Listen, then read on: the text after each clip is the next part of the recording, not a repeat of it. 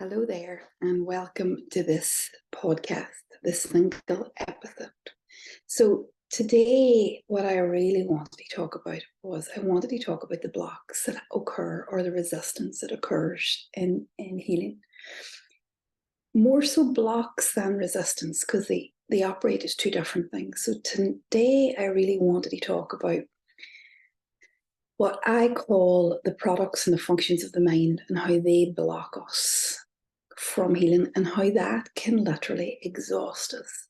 It's like a hamster running on a wheel that never gets off. And sometimes the healing journey feels like that. Sometimes it feels like you're chasing your tail. Sometimes it feels like you're going in circles. Sometimes it feels like it is never going to end and that you have no idea what you're searching for. And that's what I wanted to not only talk about, but hopefully help you understand. And I'm going to do that through reading a chapter from my upcoming book, Healing at Last. Healing at Last is a book about how to find and heal the pain of the past. And this chapter is, believe it or not, chapter 7.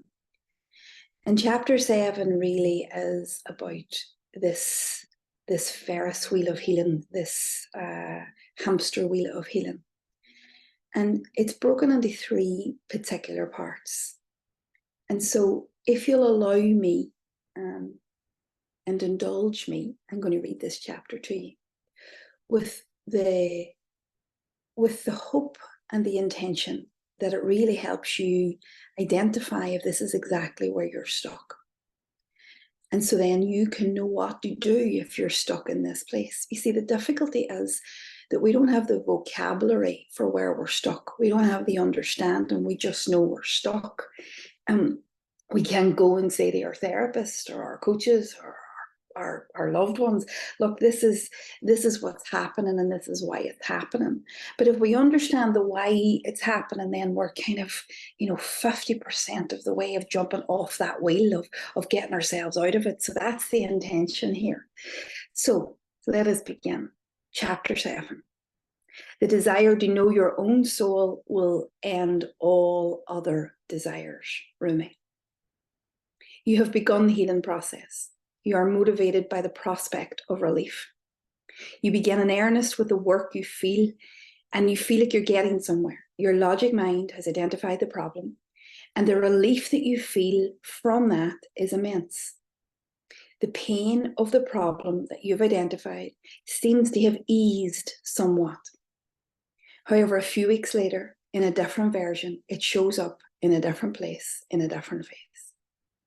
This pain is a shapeshifter, and it reveals itself in one issue after another, in one face after another. The identification of the problem is the first step in what seems like a continuous process of identifying the problem, finding a logical, practical solution, and then being faced with the same problem again in another form. This I call the hurt, hope, despair cycle. You think you understand the hurt, you begin to work with it, you feel immense hope, and then after a while you realize you're chasing ghosts. You realize that what you thought was the problem is now showing up in a different way, and you're exhausted with the effort and despairing about what to do next. These are common complaints in the healing journey, and the difficulty is that so many of us get trapped here. We get trapped in an ever-ending merry-go-round of difficulties. And the reason that we get trapped in this merry-go-round is that we're often treating secondary pain. Secondary pain is only the product of the problem and not the problem itself. And this is one of the biggest blocks to accessing what happened inside of you, which is the curative factor of the healing process. My hope in writing this chapter and reading this chapter to you is to help you identify if you're caught in the trap of treating secondary pain. And what has caused this process in you.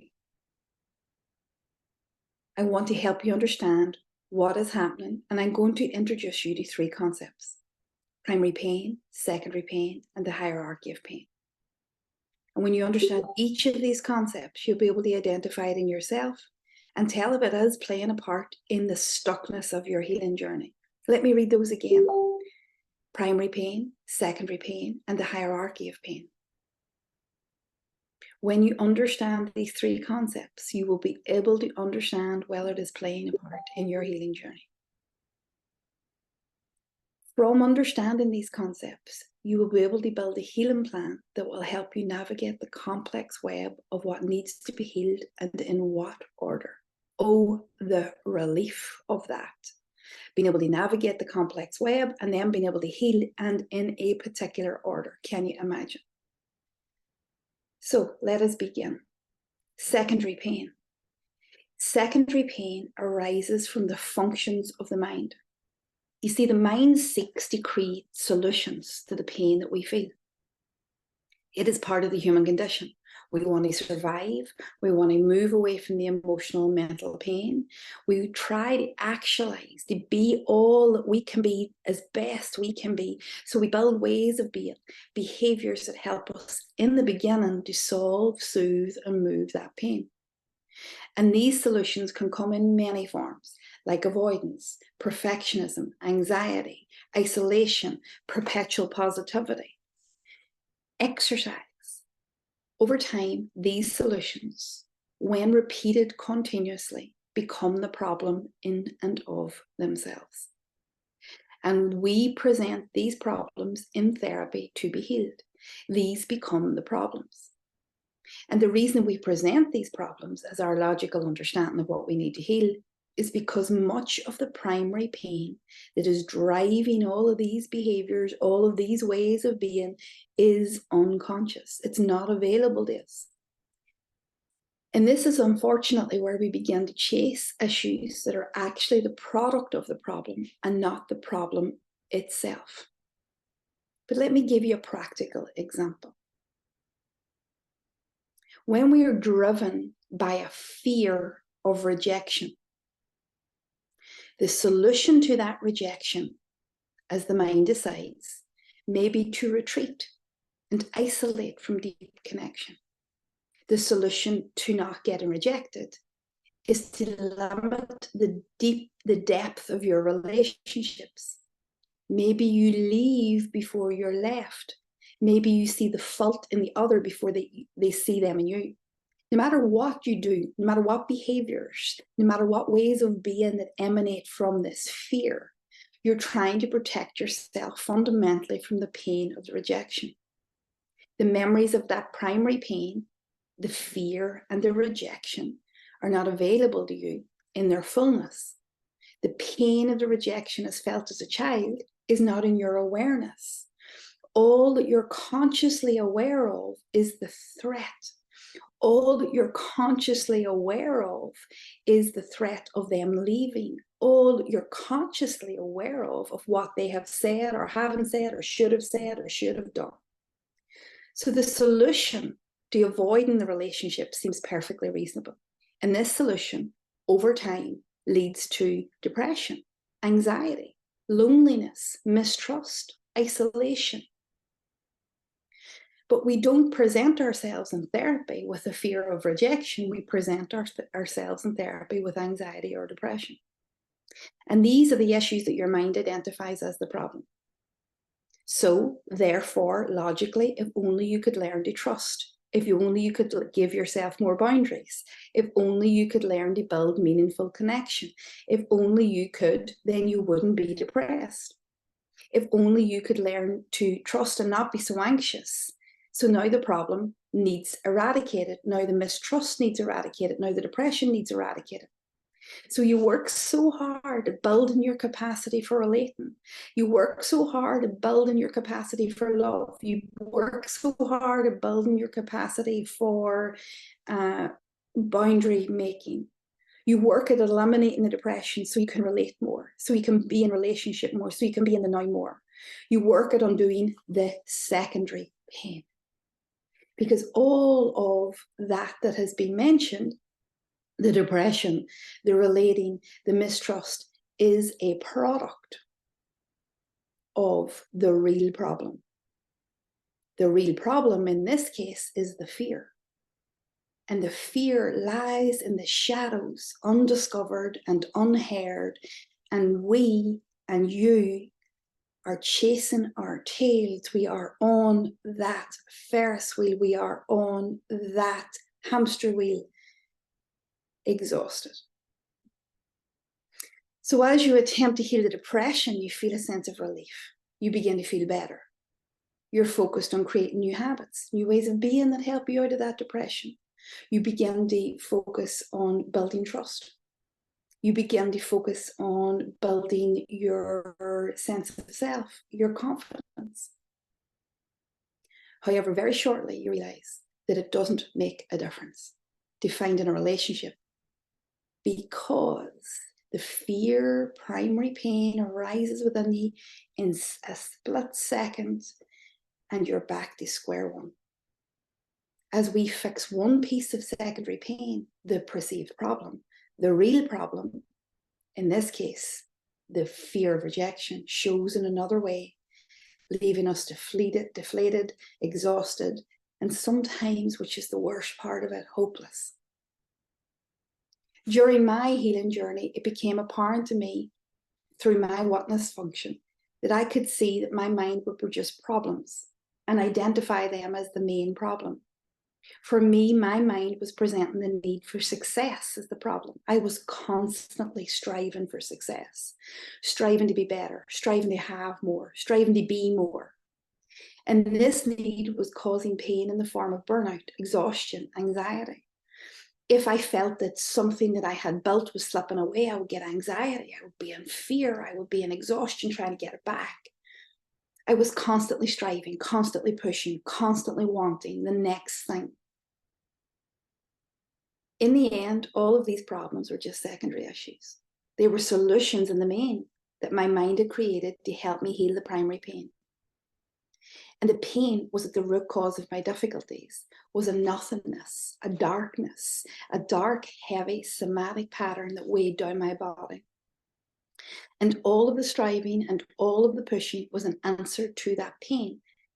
It was a way in which that pain could never be felt. If everything was good, if everything was great, if everything was wonderful, if this world could give me everything that I wanted, then I didn't have to feel the nothingness that would encompass my being. The solutions offered to the problem were rest, self-care, slowing down, but these solutions only aggravated it, simply because they were ways in which I would make the real problem, or as I like to call it, the primary pain, inevitable.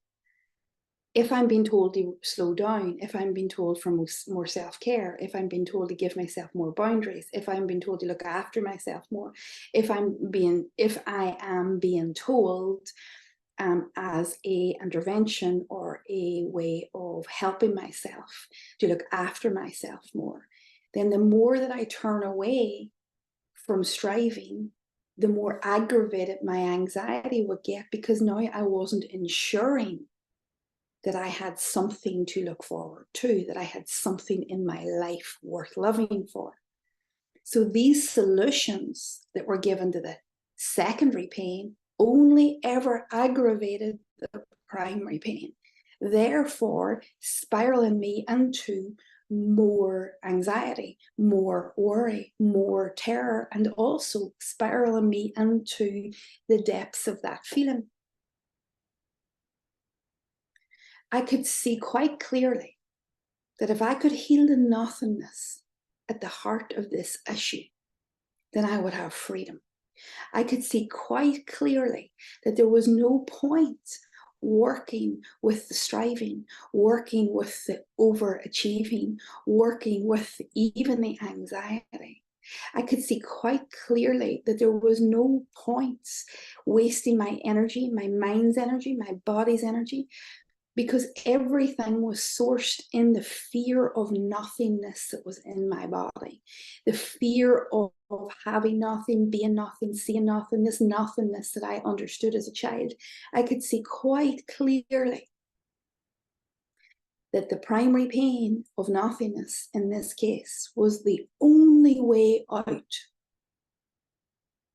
of everything else, of the exhaustion, of the striving, of the pushing, of the pulling, of the planning, of the perfectionism, of the overachieving, of the anxiety. There was one simple answer. I didn't have 20 problems. I had one problem, and that was primary pain. I hope, as I have explained this, and this is one piece of this chapter, this is the understanding of secondary pain. I hope in this explanation today, I have given you food for thought, that I've given two very clear examples of what primary pain creates, which is secondary pain, and how our focus on the secondary pain can lead us nowhere, will lead us nowhere. I hope that as you listen to that it may have opened up your awareness about what you have been trying to soothe and solve, and that maybe, just maybe, you are able to come back to an understanding of what might be your primary pain. Now, this chapter continues. It continues in, as I said at the beginning, 3 parts. This was the first part, the secondary pain. And I think we'll leave it there for today. I think there's enough in that for maybe think about it, to ruminate on it, to maybe you need to listen to this again.